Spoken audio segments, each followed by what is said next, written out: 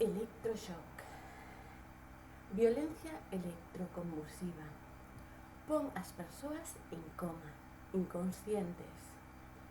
O tratamento consiste en danar. A electricidade aplícase co fin de danar parcialmente a mesma parte do cerebro que a lobectomía, os lóbulos frontais.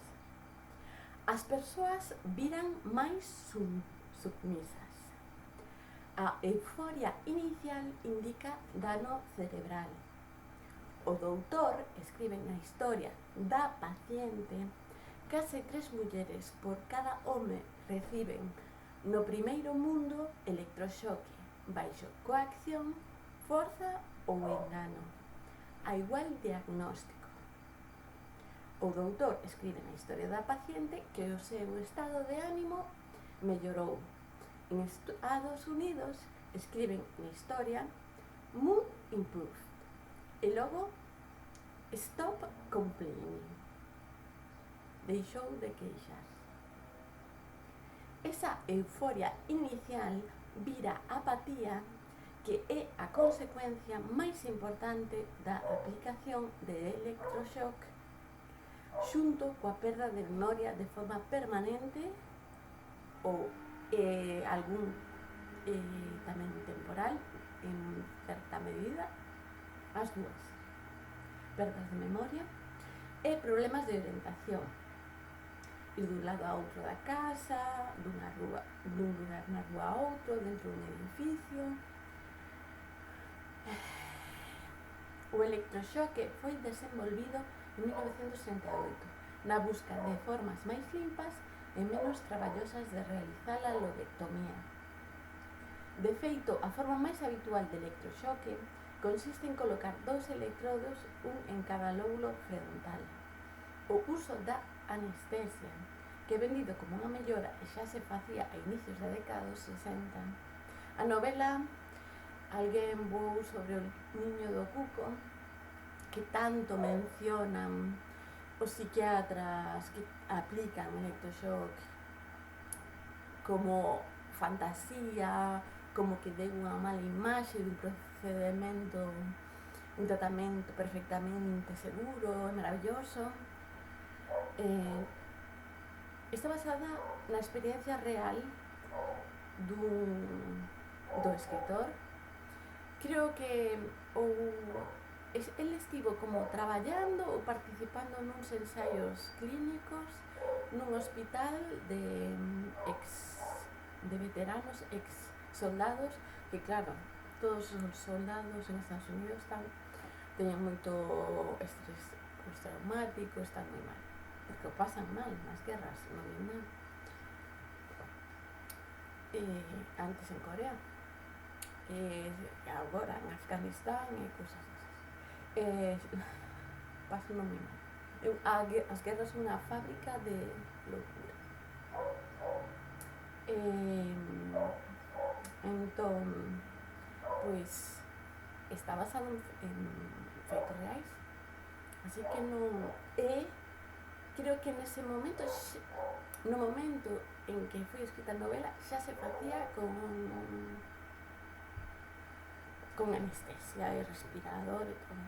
O que pasa é que na película non, en moitos sitios aínda non se faría. No hospital este de Harvard, Massachusetts, xa se facía con respirador e anestesia. E tamén anestesios paralizantes musculares son moi perigosos. Son medicacións moi fortes e para a xente maior é moi agresivo sometelas ao mellor, no Meixoeiro son 6, están facendo 6. Noutros lugares de España están facendo días alternos durante un mes, 15 sesións nun mes. Existe un documento que é o Consenso de Terapia Electroconvulsiva de 2018, realizado por a Sociedade Española de Psiquiatría Biolóxica, pero firmado tamén pola Sociedade Española de Psiquiatría que case son a mesma cousa unha e a outra, todo biolóxico en España, que é terrible, porque puro é terrible, é falsa ciencia.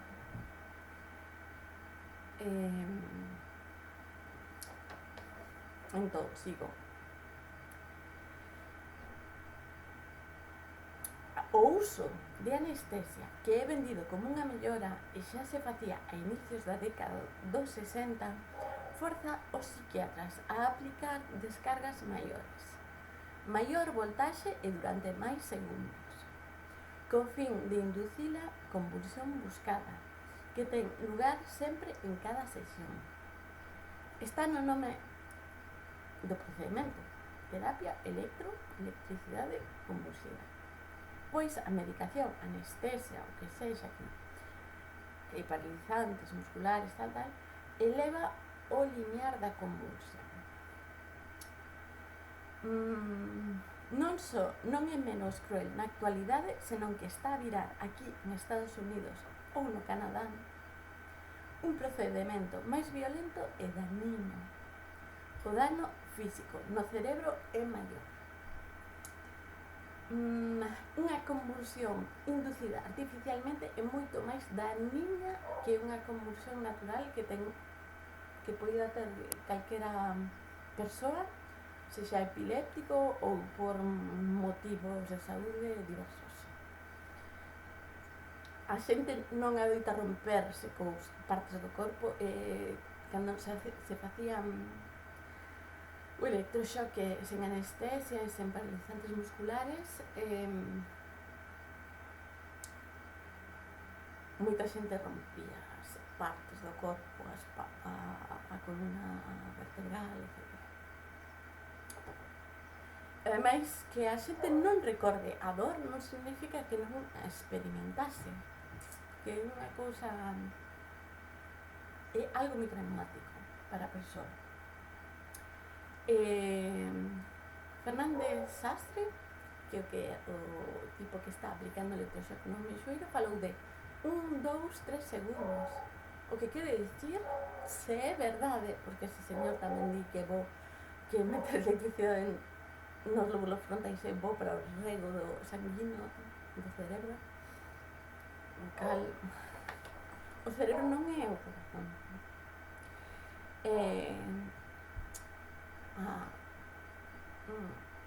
Pois ten que estar metendo, se é verdade, o tempo, os segundos, ten que estar metendo moita caña, que a voltaxe.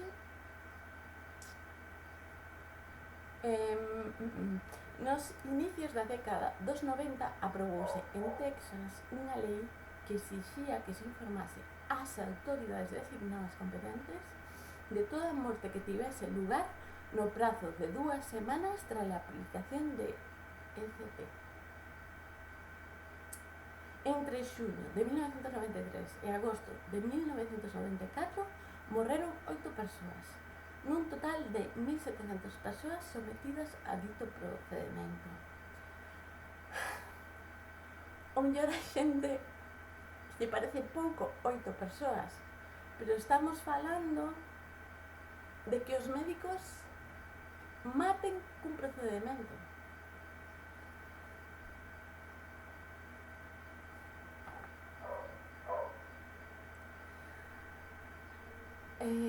Descontinuación de psicofármacos antes do inicio das sesións.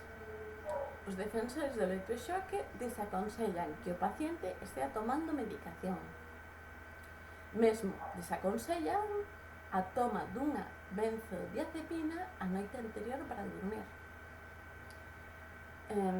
Moitas cousas que agora se están implantando en Galicia e facendo en Galicia ou facendo en Galicia de un modo diferente, porque entre o franquismo e agora houve un período no que se intentou disimular, facer un lavado de cara na profesión en la que están as mesmas persoas traballando.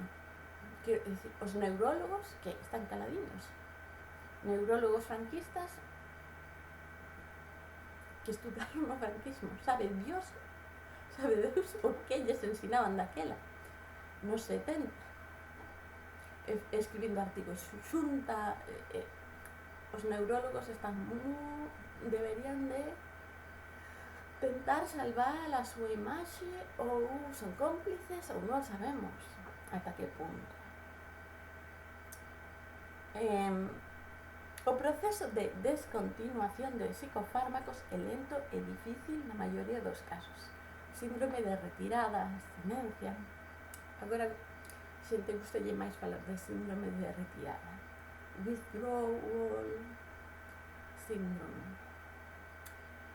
Sabemos que as persoas seguen tomando medicación tras as sesións. Sabemos porque non lo conta a xente. A nai dun compañeiro de Beiras está sendo medicada e ademais con un cóctel bastante agresivo.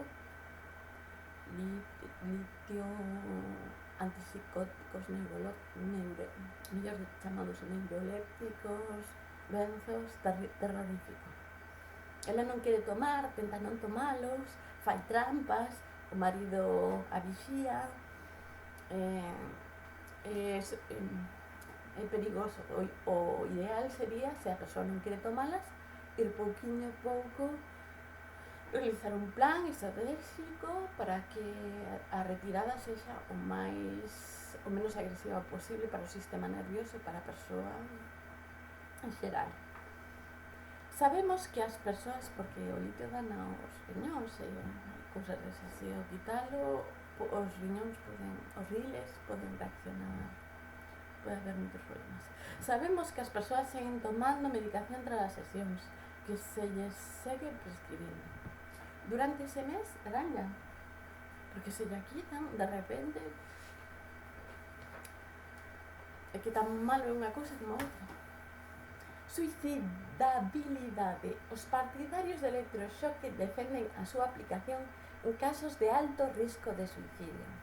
En realidade, non hai estudios que confirmen que reduzan a suicidabilidade. Isto segundo este señor Peter Breggin.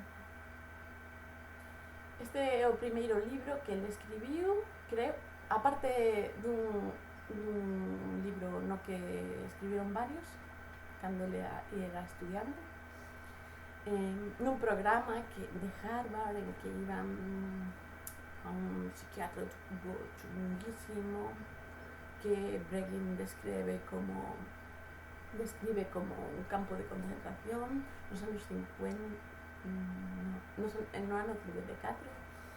Aparte desa, creo que este é o primeiro libro que é escrito ao final dos anos 70, cando ainda era legal a lobotomía e ainda non deixou de ser completamente ilegal. Pois xa non se fai números tan grandes como se fixo en Estados Unidos nos anos 70. Foi a partir dunha lei de 1970 que cambiou un pouco a cousa, detrás da cal estaba él. E tivo que enfrontarse a Ted Kennedy, porque os Kennedy, o pai Kennedy, levou a súa filla a que lle fixeran unha lobotomía e lle fixeron. Foi Peter Breggin dixo chantaxeou a Ted Kennedy de que non contaría que lle fixeran unha lobotomía a súa irmá a cambio da lei, desa lei de 1980.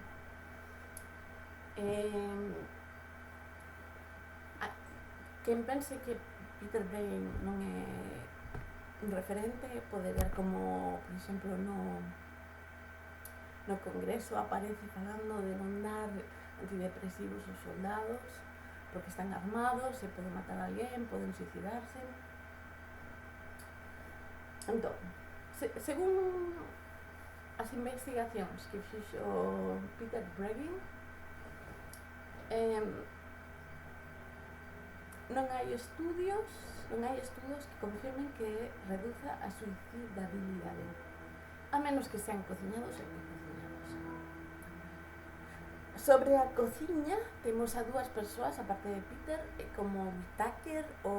Whittaker xa é un especialista en descubrir os mecanismos de cociña dos estudios clínicos, Peter Gotze, que internista os estudios clínicos, revisar estudios clínicos é o seu traballo principal, a súa especialidade.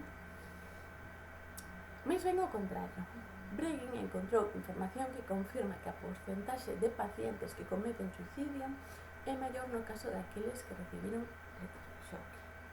No seu libro Brain Disabling Treatments in Psychiatry, que traduciremos como tratamentos psiquiátricos que destruen o cerebro, mutilan o cerebro, cita, entre outros exemplos, capítulo 9, os resultados dun estudio dos ingresos hospitalarios que tiveron lugar nun hospital danés entre 1976 e o ano 2000. 149 pacientes morreron por suicidio neste período nun número total desconocido de pacientes, non se sabe. Pero 149 mortes en 24 anos. En medicina non é en psiquiatría non é como cáncer que non sabes se van morrer ou non, que está fora das túas mans. Esta xente está morrendo por un tratamento que se lles fai, que se lles podería non facer e esas persoas non morrerían.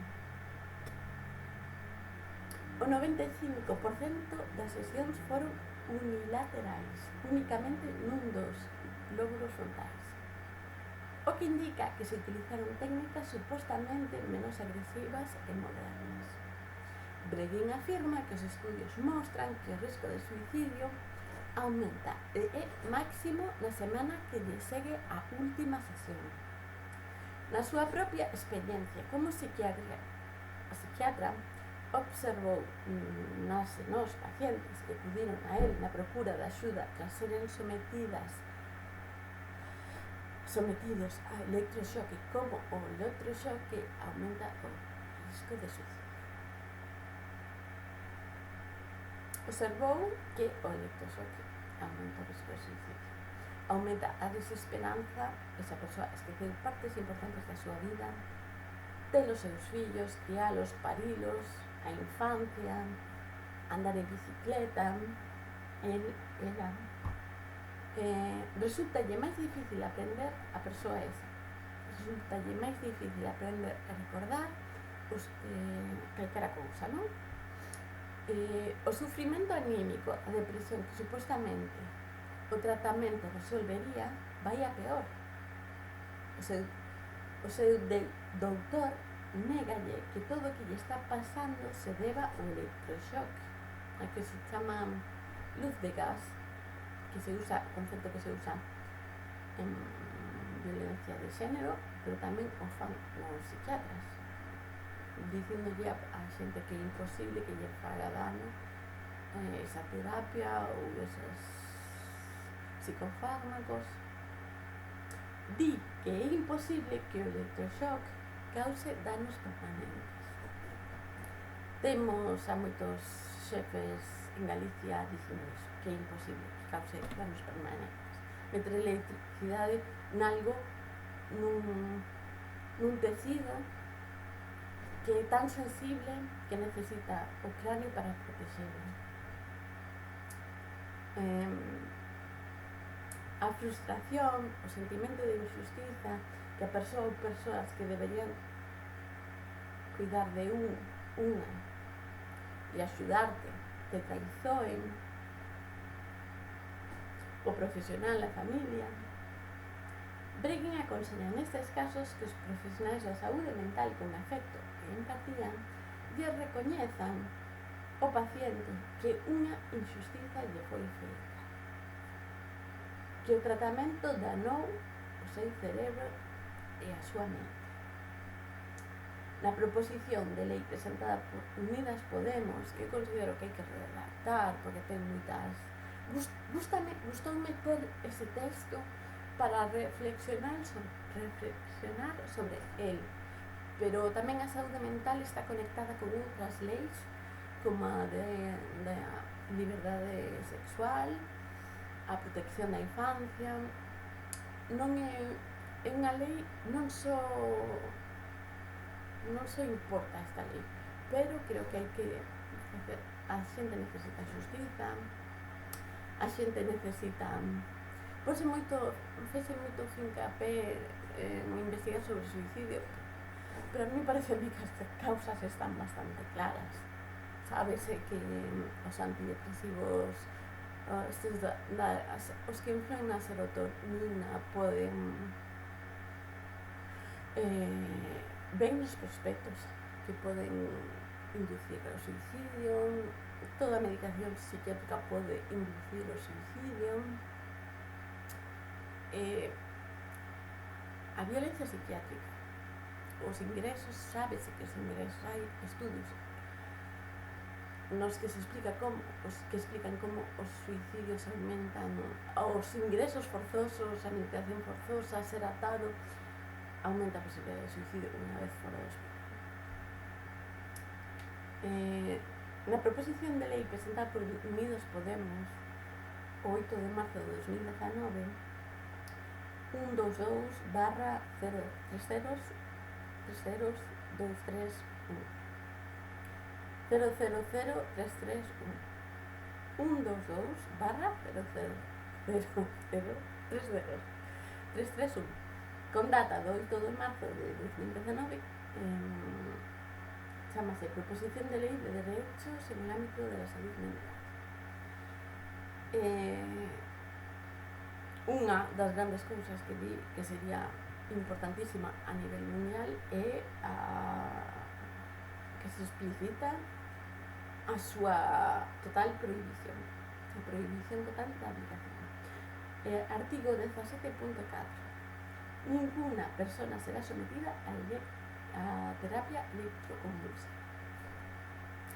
Gracias.